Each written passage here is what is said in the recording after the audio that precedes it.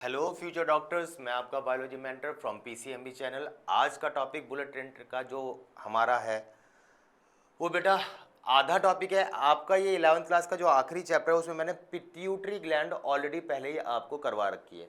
उस pituitary gland को छोड़ के जितने भी हार्मोन्स इसमें पाए जाएंगे मैंने उन हार्मोन्स के बारे में ये वीडियो बनाई है। समझ में आई बात? तो जो भी पहले के हमारे हो चुके हैं पिट्यूटरी ग्लैंड उसको छोड़ के क्या रह जाता है। देखिए पेपर में क्या आएगा, इस चैप्टर में से स्ट्रेट फॉरवर्ड क्वेश्चन आता है और वो स्ट्रेट फॉरवर्ड क्वेश्चन ये आ जाता है कि भाई एड्रीनल ग्लैंड कहाँ से निकलने वाला कौन सा हार्मोन है, एड्रीनैलिन कहाँ से निकला, थायरॉक्सिन कहाँ से निकला, हमारा बाकी जितने ग्लैंड उसका हार्मोन उसका एक एक काम स्ट्रेट फॉरवर्ड सीधा सीधा क्वेश्चन आता है आपका इसके अंदर।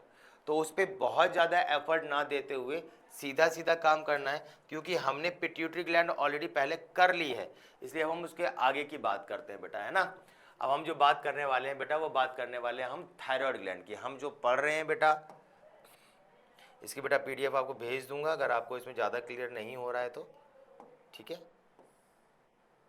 अगर आपको ज़्यादा इसमें क्लैरिटी नहीं दिख रही है तो मैं आपको इसकी पीडीएफ भेज दूंगा, उसमें आपको दिख जाएगा सब कुछ, ठीक है। तो बेटा क्या है कहानी है आपके, हम बात कर रहे हैं थायराइड ग्लैंड के बारे में।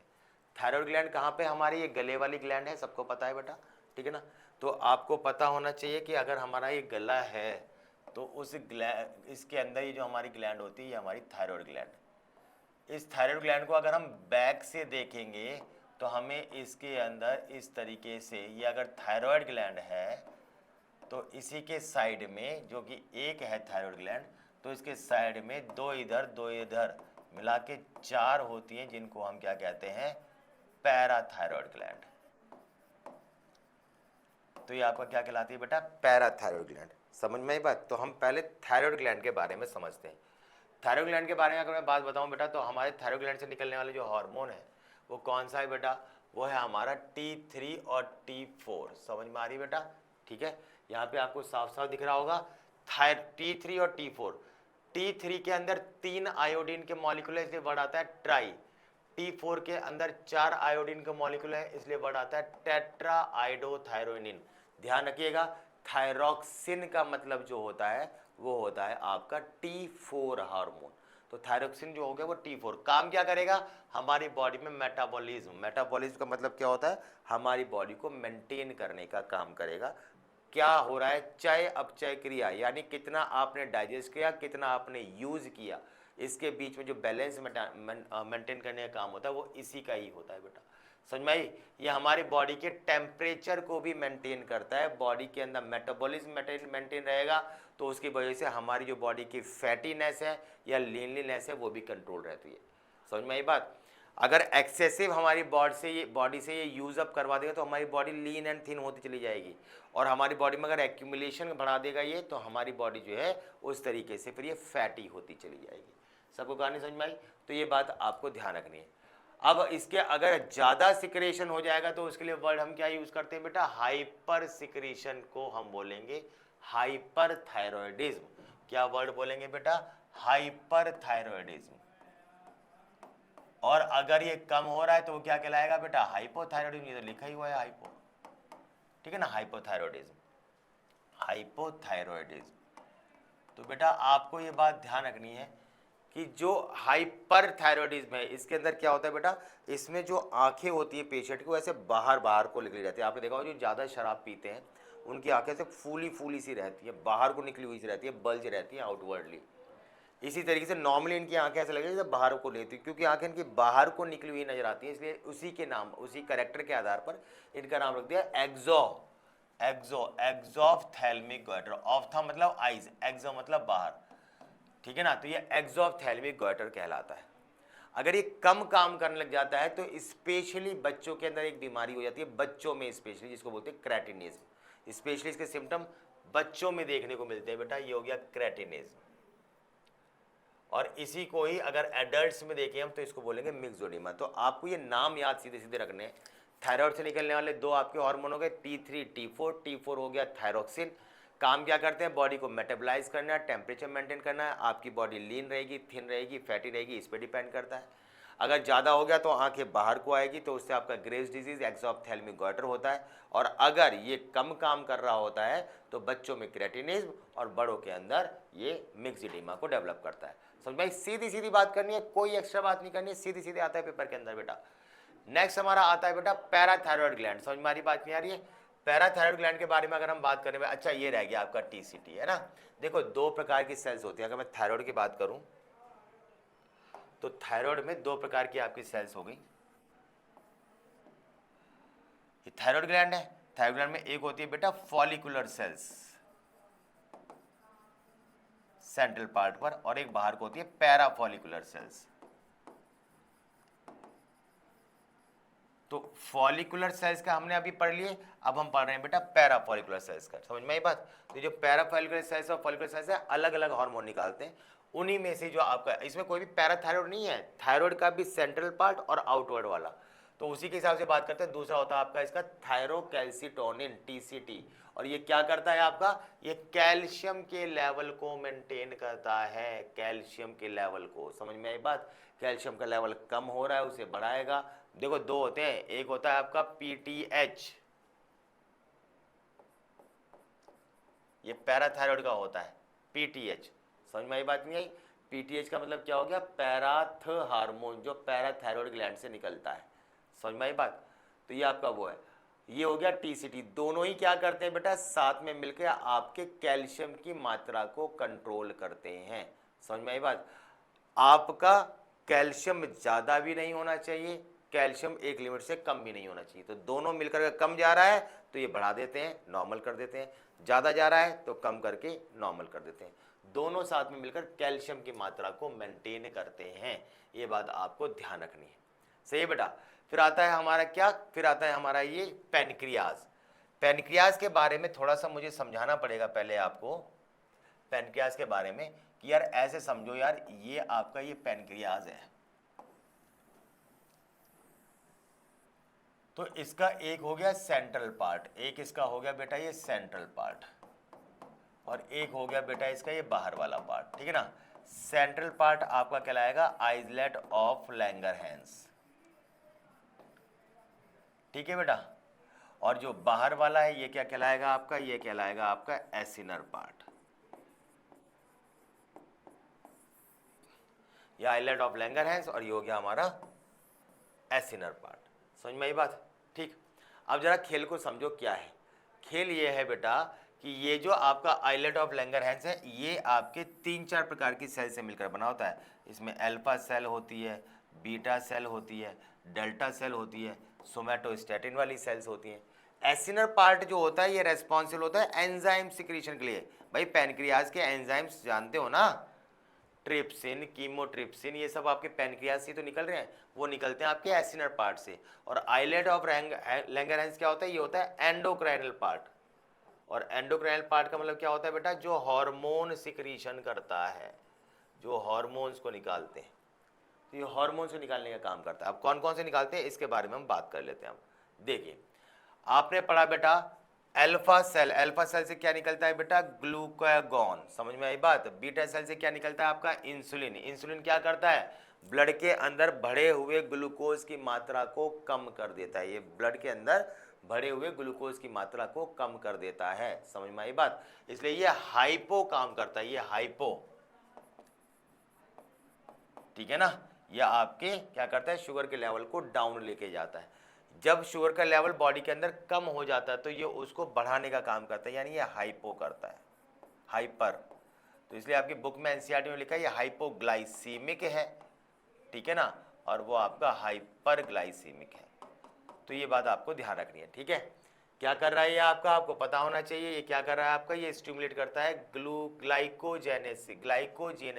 क्या मतलब इसका बेटा, मतलब यही कि जो आपका बॉडी के अंदर ग्लूकोज है उसको किस में कन्वर्ट कर देता है, ये कन्वर्ट कर देता है ग्लाइकोजन में।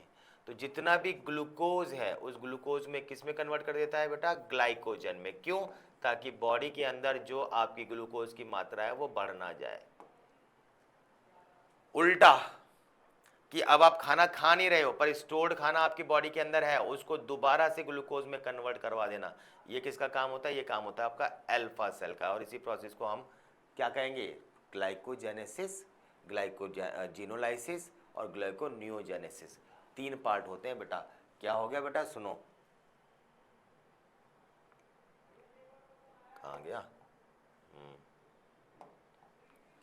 देखो 3 चीजें होती हैं। ग्लाइकोजेनेसिस, सिंपल भाषा में समझाऊं, ग्लाइकोजीनोलाइसिस और ग्लूकोनियोजेनेसिस। 3 चीजें हैं।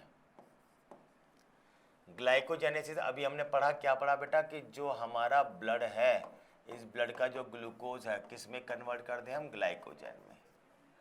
अगर हम ग्लाइकोजन को दोबारा से कन्वर्ट कर दें ग्लूकोज में, क्योंकि हमने फास्ट रखा हुआ है, बाहर से कुछ नहीं खाया हुआ, तो जो आपका स्टोर्ड फूड है वो आपको एनर्जी दे, तो उसको हमने दोबारा से कन्वर्ट कर दिया ग्लूकोज में। और अगर हम किसी भी चीज से, समझ में आ रही बात, अगर हम किसी भी चीज से, स्पेशली अमीनो एसिड्स हो गए, कुछ फैटी एसिड्स भी होते हैं आपके, उनसे अगर हम ग्लूकोज बना देते हैं, अल्टीमेटली ग्लूकोज बनाना है, कार्बोहाइड्रेट का सोर्स हमारे पास नहीं है, वो अगर हम बना देते हैं ग्लूकोज इन अमीनो एसिड्स को से या फैट की हेल्प से, ग्लूकोज कार्बोहाइड्रेट से नहीं, अमीनो एसिड या फैट से, तो उस प्रोसेस को बोलते हैं ग्लूकोनियोजेनेसिस। इस प्रोसेस को बोलते हैं ग्लूकोनियोजेनेसिस।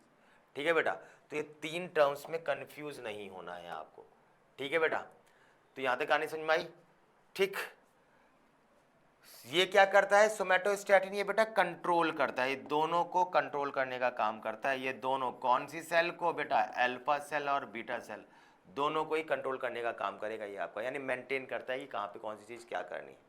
फिर आता है पीपी मतलब पैनक्रियाटिक पॉलीपेप्टाइड, और ये क्या करेगा बेटा, जितने भी डाइजेस्टिव सिक्रीशंस होती है उनको कंट्रोल करता है। ये हार्मोन को कंट्रोल करेगा कि कहीं इंसुलिन ज़्यादा ना निकल जाए, कहीं सोमैटोस्टैटिन ज़्यादा ना निकल जाए, और पैनक्रियाटिक पॉलीपेप्टाइड आपके एंजाइम्स को कंट्रोल करेगा, कहीं ट्रिप्सिन ज़्यादा ना निकल जाए, कीमोट्रिप्सिन ज़्यादा ना निकल जाए, पैनक्रियाटिक एमाइलेज ज़्यादा ना निकल जाए, तो उसकी मात्रा को कंट्रोल करने का काम ये करता है। ठीक है बेटा, अब आता है एड्रिनल ग्लैंड। कहाँ होता है एड्रिनल ग्लैंड, हम सबको पता है बेटा, जो किडनी होती है, इस किडनी के ऊपर जो पाया जाता है ये आपका एड्रिनल ग्लैंड, इसलिए हम इसको सुप्रारीनल ग्लैंड भी कहते हैं। इससे निकलने वाले जो हार्मोन्स होते हैं वो कौन कौन से होते हैं आपके, एड्रिनलिन, नॉर एड्रिनलिन, ये 3F हार्मोन्स भी खिलाते हैं बेटा। क्यों?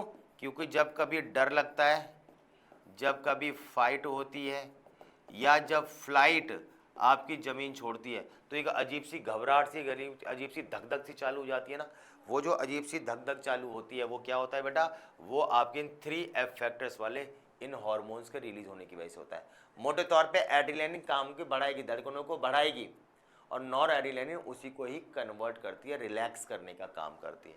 तो इसी का ही दूसरा नाम हम एपिनेफ्रिन और नॉर एपिनेफ्रिन भी कहते हैं। समझ में आई बात? तो ये धड़कनों को, हमारे ब्लड प्रेशर को मेंटेन करती है, हमारी हार्ट बीट को मेंटेन करती है। सिंपैथेटिक, पैरासिम्पैथेटिक मैंने बताया, जो आपके काम को बढ़ाने के लिए, घटाने के लिए रिस्पॉन्सिबल होती है, उसका ये काम करने का करती है कोशिश। तो एड्रिनल ग्लैंड हमारी बॉडी को मेंटेन करती है, स्पेशली हमारी हार्ट की एक्टिविटी को। समझ में आई बेटा? ठीक है, आगे हम बात करें बेटा इसमें, तो नेक्स्ट आते हैं हमारे कॉर्टिकॉइड्स। कॉर्टिकॉइड्स समझ में आई बात? जो हमारी एड्रिनल ग्लैंड होती है, अगर हम इसको देखें, जो हमारी एड्रिनल ग्लैंड है अगर हम इसको देखें, तो इसके 2 पार्ट हो गए। एक ये सेंटर वाला पार्ट हो गया जिसको हमने क्या बोलते हैं बेटा, मेडुला। एक बाहर वाला पोर्शन हो गया जिसको हम बोलते हैं कॉर्टेक्स। कॉर्टेक्स से जो निकलते हैं बेटा उन्हें बोलते हैं कॉर्टिकॉइड्स, इन हार्मोन्स को बोलते हैं कॉर्टिकॉइड्स। ठीक है ना, जैसे आप नाम सुनोगे ग्लूकोकॉर्टिकॉइड्स, है ना, मिनरेलोकॉर्टिकॉइड्स,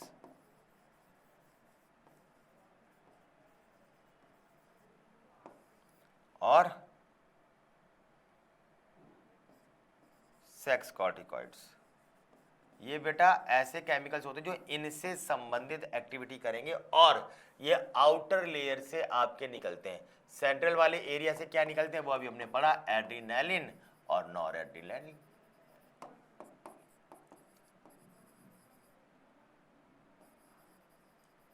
ठीक है बेटा, एक वर्ड आता है, आप मुझे बताएंगे, ये मैं नहीं बता रहा, आप मुझे बताएंगे कैटेकोलामाइंस क्या होते हैं।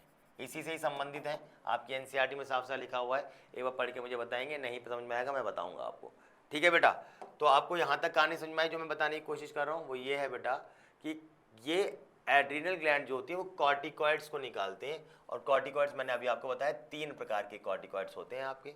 एक होता है sex corticoids, mineral corticoids, glucocorticoids. Clear है बच्चे? अब बात करते हैं आगे। गोनैड्स, गोनैड्स का मतलब क्या हो गया? जहां पर हमारे रिप्रोडक्टिव ऑर्गन्स ऐसे जहां पर हमारे गैमीट्स फॉर्मेशन का काम होता है। तो अगर हम बात करते हैं तो टेस्टिस से संबंधित बात करें तो वहां से क्या निकला है आपका? टेस्टेस्टेरॉन। बेटा पता है ना कैसे खेल था? टेस्टिस याद आ रहा है कुछ? इसके अंदर इस तरीके से कंपार्टमेंट थे, अंदर सेमिनिफेरस ट्यूब्यूल्स थे, याद आ रहे हैं? इस तरीके से सेमिनिफेरस ट्यूब्यूल्स। इसके अंदर 2 प्रकार की सेल्स थी, एक थी सर्टोली सेल, 12th क्लास याद करो बेटा, ह्यूमन रिप्रोडक्शन, जो क्या करता था? जो न्यूट्रिशन देता था। और एक क्या था आपका? एक था आपका क्यूबॉइडल सेल्स यानी कि जर्म सेल्स।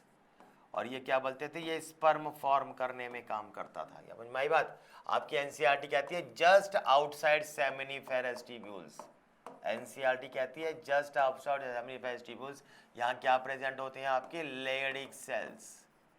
और लेडी सेल्स क्या निकालती हैं बेटा? एंड्रोजन्स। एंड्रोजन मतलब स्टेरॉइड्स। कौन से वाले? जैसे कि एक है टेस्टोस्टेरॉन। तो बेटा सारी कहानी समझ में आ गई आपको? ठीक है ना? तो जो आपकी ये टेबल कह रही है वो टेबल क्या कहने की कोशिश कर रही है? अब समझ में आ गया कि आपकी लेडी सेल क्या थी, ठीक है ना? ये आपका टेस्टोस्टेरोन ना मेल कैरेक्टर्स को डेवलप करने का काम करेगी। मेल कैरेक्टर्स क्या होते हैं? दाढ़ी मूछें आना, ये सब चीज़ें जो मैस्कुलाइन कैरेक्टर्स है, आप सबको पता है, ठीक है ना? फिर हमारे जो वर्ड आता है बेटा, वो वर्ड आता है हमारा ये ईस्ट्रोजन, प्रोजेस्टेरॉन, रिलैक्सिन और आपका ये HCG। ये तीनों हार्मोन्स जो हैं ये बेटा फीमेल से संबंधित हैं। ईस्ट्रोजन, प्रोजेस्टेरॉन कहाँ से निकलता है? आपको पता होगा, ईस्ट्रोजन आपका ग्राफियन फॉलिकल, समझ में आई बात, प्लस पिट्यूटरी, याद आ रही है? Progesterone corpus luteum. Corpus luteum याद आ रहा है बेटा क्या था? जो आपके जब ओवुलेशन हो जाता था, जब ओवरी से ओवम यानी सेकेंडरी ओसाइट बाहर आ जाता था, तो ल्यूटीन नाम के पिगमेंट अंदर चले जाते थे। वो ल्यूटीन नाम के पिगमेंट क्या करते थे? वो येलो कलर का स्ट्रक्चर बना के तैयार करते थे। उस येलोइश बॉडी को बोलते थे कॉर्पस ल्यूटियम। क्या काम था इसका? इसका काम था प्रोजेस्टेरॉन निकालना कॉर्पस ल्यूटियम का, ताकि वो क्या करे? पी से प्रोजेस्टेरॉन, पी से प्रेगनेंसी को सपोर्ट करे। तो पी से प्रोजेस्टेरॉन, पी से प्रेगनेंसी को सपोर्ट करता है, और सपोर्ट करके क्या होता है आपका? वो ये होता है आपका कि बच्चा अंदर बचता रहे, पलता है, क्योंकि एंडोमीट्रियम थिक हो जाती है और इम्प्लांटेशन के लिए सपोर्टिव स्ट्रक्चर मिलके तैयार हो जाता है। सही है बेटा?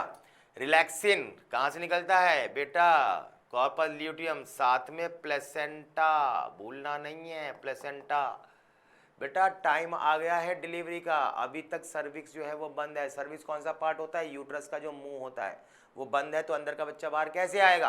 अंदर कॉन्ट्रैक्शन स्टार्ट हो चुके हैं, फीटल इजेक्शन रिफ्लेक्स स्टार्ट हो चुकी है, बच्चा बाहर आना चाहता है, पर आए कैसे? बाहर का रास्ता बंद है क्योंकि सर्विक्स है बंद। तो रिलैक्सिन निकलेगा, रिलीज होगा, और ये रिलैक्सिन क्या करेगा? ये रिलैक्सिन उस सर्विक्स को डायलेट कर देगा, जिससे बच्चा सर्विक्स रिलैक्स होकर जैसे ही बच्चा बाहर आएगा तो बाहर आके नॉर्मल डिलीवरी आपकी हो जाएगी।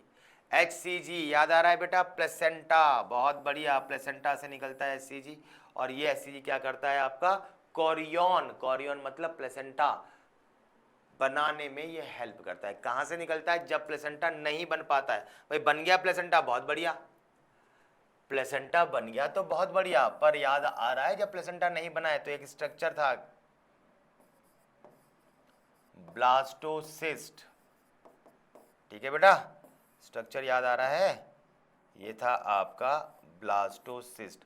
और इस ब्लास्टोसिस्ट में हमने पढ़ा था बेटा कि किनारे किनारे पर सेल्स होती हैं और बीच में जो होता है बेटा वो ऐसा गुच्छा सा होता है।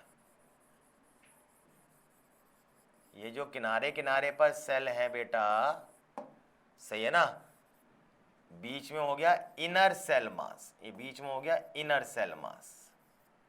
किनारे किनारे वाली सेल का नाम ट्रोफोब्लास्ट। जब तक प्लेसेंटा नहीं बना तब तक HCG कौन निकालेगा आपका, वो निकालेगा ट्रोफोब्लास्ट ऑफ ब्लास्टोसिस्ट। ठीक है बेटा, तो कहानी समझ में आ गई आपको? क्या कहानी हुई आपकी कि ये प्लेसेंटा है, प्लेसेंटा बन गया तो ये निकालेगा, नहीं तो कौन निकालेगा, ट्रोफोब्लास्ट, जब तक अभी वो बना नहीं है। ठीक है। पीनियल ग्लैंड, पीनियल ग्लैंड जो हमारे दिमाग में होती है बेटा, इससे निकलने वाले दो हार्मोन, पहला बेटा सेरोटोनिन, दूसरा आपका मेलाटोनिन, सही है ना। सेरोटोनिन क्या करता है, ये ब्लड वेसल को कॉन्ट्रैक्ट करता है, ब्रेन को भी रिलैक्स करता है, माइंड के अंदर जो है ये आपका मेलाटोनिन और सेरोटोनिन दोनों ही ब्रेन के रिलैक्सेशन के लिए बहुत ज़्यादा जरूरी होते हैं। समझ में आई बात? आपकी बॉडी नॉर्मली काम कर रही है, आप सो जाते हो, अगले दिन उसी टाइम पर उठ रहे हो, अगर आपको 6 बजे जागने की आदत है, आप अलार्म लगाओ ना लगाओ, आपकी आंख खुल जाएगी। आपको 4 बजे चाय पीने की आदत है तो आपको उसी टाइम पर वो अर्ज उठेगी। 24 घंटे इस साइकिल को मेंटेन करना सर्केडियन साइकिल बोलते हैं, 24 आवर रिदम मेथड, ये आपकी बुक में लिखा हुआ है। तो सर्केडियन साइकिल को मेंटेन करने का काम कौन करते हैं, ये हार्मोन आपके, ठीक है ना। ये आपकी बुक में लिखा हुआ है बेटा, सर्केडियन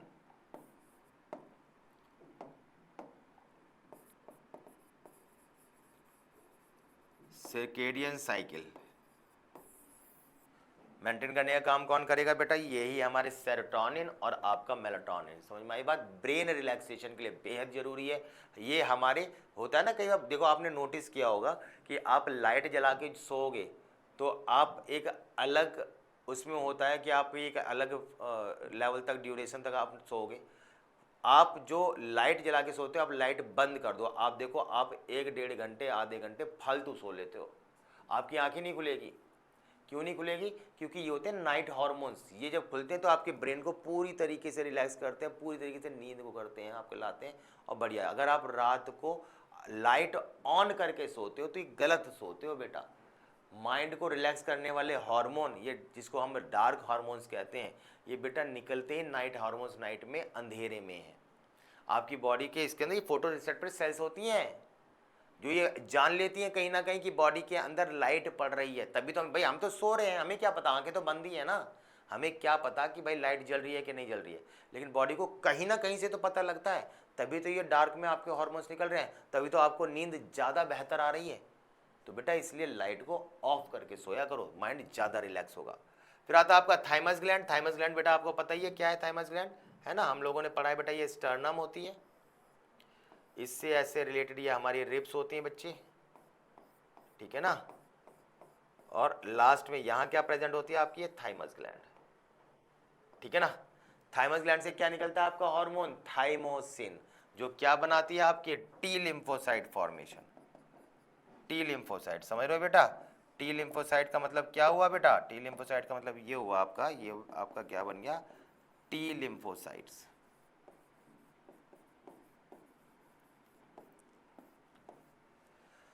ये टी लिम्फोसाइट में फॉर्म होती है, समझ में आई बात। तो टी लिम्फोसाइट हमारी बॉडी की WBC हैं जो दुश्मन से लड़कर उसको बचाएंगी, और ये आपके बी सेल जो है, बी लिम्फोसाइट, उसको हेल्प करेंगी, सपोर्ट करेंगी ताकि वो और एंटीबॉडीज बना पाए।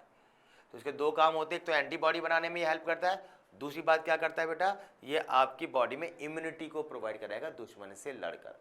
हमारे कुछ सेक्सुअल मैच्योरिटी के लिए भी हमारी बॉडी की ये रेस्पॉन्सिबल होते हैं, पर बहुत कम मात्रा में, सही है ना। ये उसको कहीं ना कहीं पे कैसे भी रेस्पॉन्सिबल होता है कि अगर ज़्यादा ये होने लग जाती है बॉडी के अंदर मैच्योरिटी, ज़्यादा सेक्स हार्मोन रिलीज होते हैं, उसको कहीं ना कहीं कंट्रोल करने का काम भी इसी का ही होता है। तो बेटा ये टॉपिक हमारे थे, हार्मोन्स का बिल्कुल बेसिक इंट्रोडक्शन दिया। पिट्यूटरी ग्लैंड ऑलरेडी मैं समझा चुका हूँ, ज़्यादा इस टॉपिक में बिल्कुल भी दिमाग नहीं लगाना है, स्ट्रेट फॉरवर्ड सीधी सीधी बात, किससे क्या निकला, इसका क्या काम, बस, और कुछ नहीं आएगा इसमें बेटा। यही करना है आपको, मैच द फॉलोइंग से ज़्यादा ऑप्शन बनते हैं इसके, ठीक है। तो ये आपको करना है बेटा।